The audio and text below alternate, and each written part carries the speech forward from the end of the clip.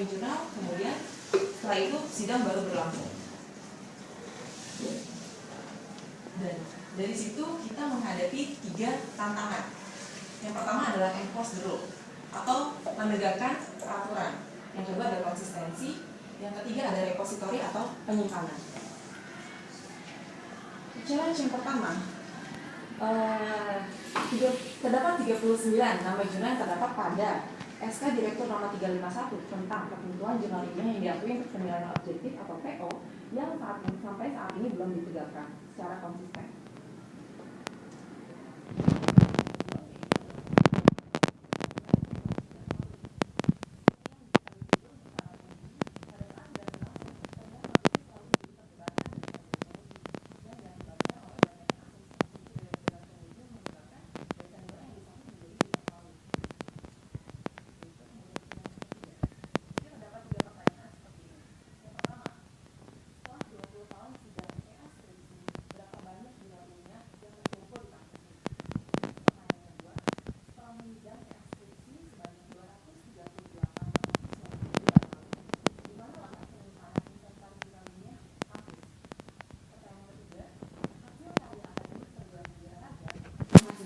Jurnal ilmiah di mana saja.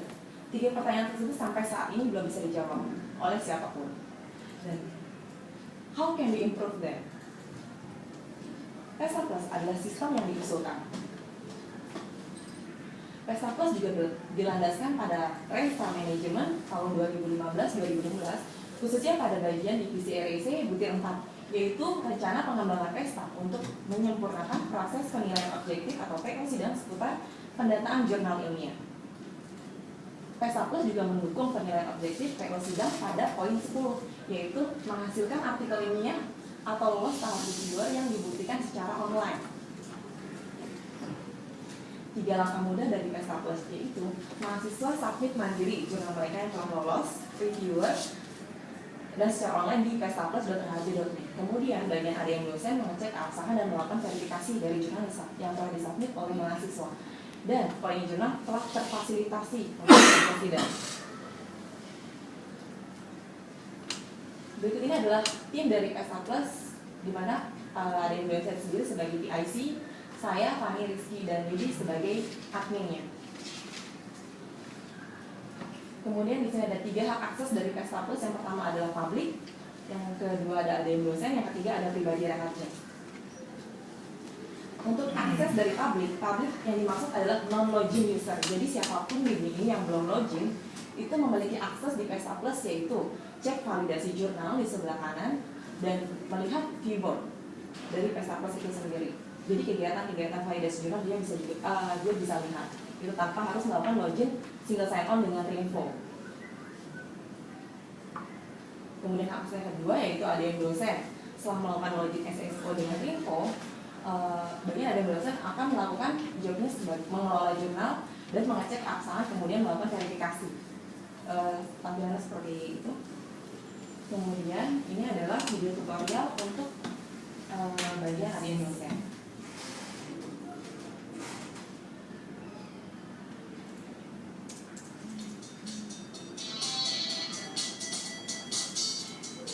Nah, ini ada halaman dari PESA Plus sebelum login.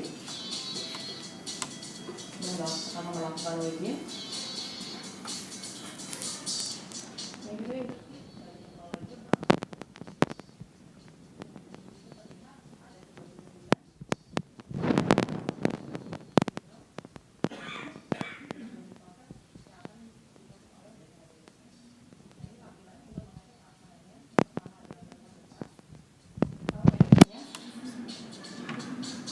Itu akan dilihat namanya,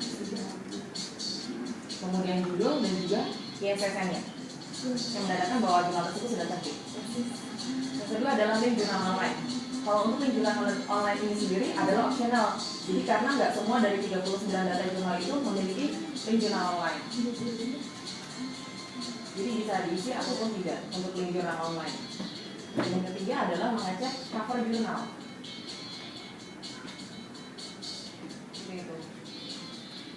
Setelah semuanya dicek, kemudian melakukan proses verifikasi. valid kemudian update.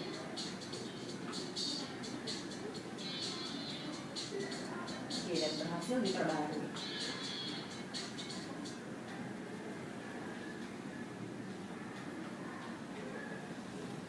Dan hak akses yang ketiga yaitu pribadi rahasia. Setelah pribadi rahasia melakukan SSO single sign on, ini adalah fitur-fitur yang bisa diakses oleh mereka. Yang pertama adalah submit jurnal, yang kedua adalah mengecek status yang berisi daftar jurnal yang telah disubmit, yang ketiga adalah mengecek validasi, itu yang di sebelah kanan, kemudian yang keempat adalah melihat keyboardnya. Kemudian ini adalah video tutorial untuk mahasiswa.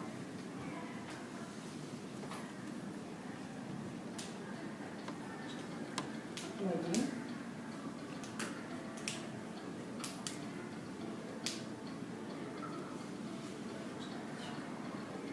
Dengan info, kemudian langsung terbuka halaman validasinya, validasi jurnalnya, dan di situ statusnya masih tidak layak.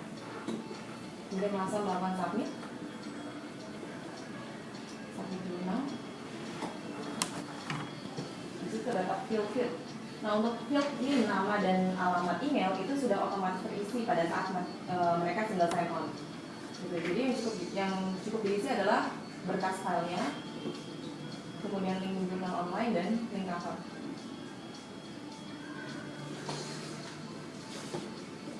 Upload filenya dalam bentuk PDF. Link jurnal online ini optional, seperti tadi sudah dijelaskan. Kemudian link cover bisa unggah di Info Plus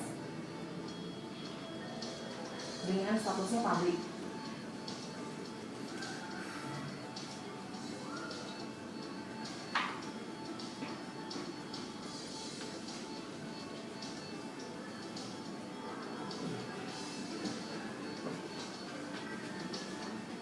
Kemudian copy link image-nya atau salin alamat gambar.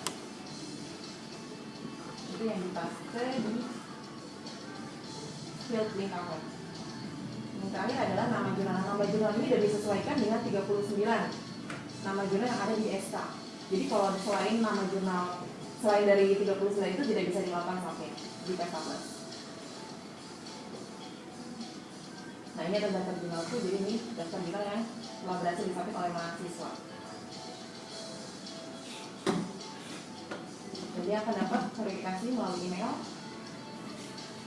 untuk menunggu selama 2 kali 24 jam proses validasinya.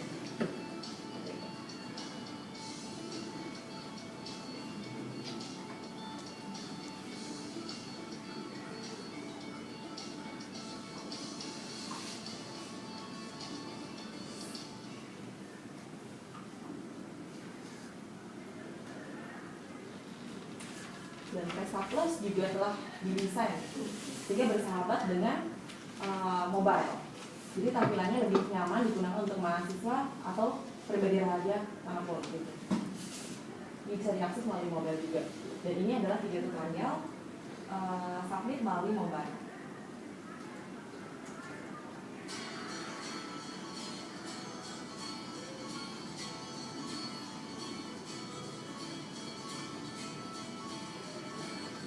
Tidak ya.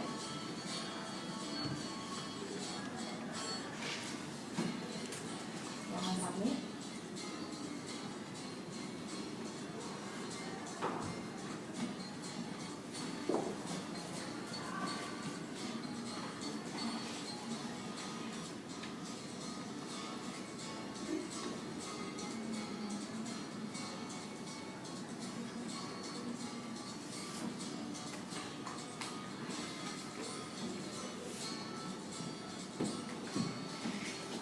Terbuka halaman jurnal yang telah berhasil disubmit dengan proses masih belum diproses.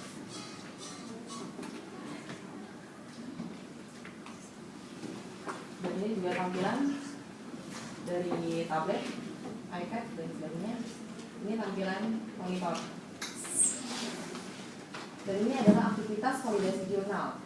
Dan sampai dengan tanggal ini tercatat yang berhasil submit sebanyak 39 pribadi rahasia yang berhasil sampai di PESA Plus dengan yang terdiri dari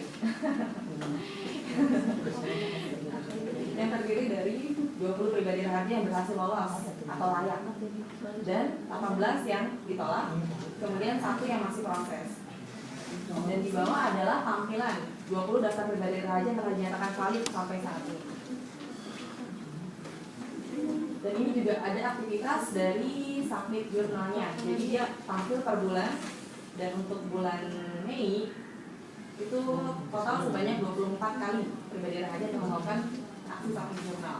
Dan yang di bawah adalah top 5 jurnal submitted jadi dari 39 daftar jurnal yang diakui di SK, itu CCSI Jurnal menempati posisi pertama dengan 10 kali disubmit oleh pribadi rahasia. Kemudian adalah 5 benefit dari PESTA Plus. Yang pertama, SKPPR nomor 351 tentang ketentuan jurnal ilmiah yang diakui untuk penilaian objektif atau PO dapat konsisten ditegakkan oleh pribadi rahasia. Yang kedua, bank data untuk pemutahiran kinerja penelitian yang dilaporkan ke Simulitamas. Yang ketiga, mendukung pemberkasan akreditasi.